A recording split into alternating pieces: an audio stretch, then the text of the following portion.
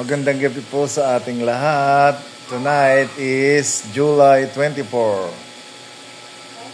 2024. Ngayon po ay masyadong maulan sa labas dahil po sa bagyong Corina sa ating bansa.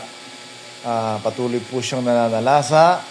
Marami na pong mga bayan sa ating bansa ang lubog sa baha. Kaya ang masasabi ko lamang po ay mag-ingat po tayong lahat, especially po sa mga lugar na bahayin at mababang lugar. Mag-ingat po tayo at sumunod po tayo sa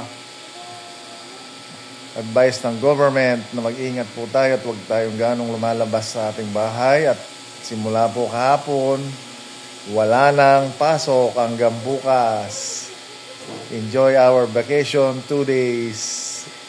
Dineclared po ng Malacanang Palace na all government offices is walang pasok.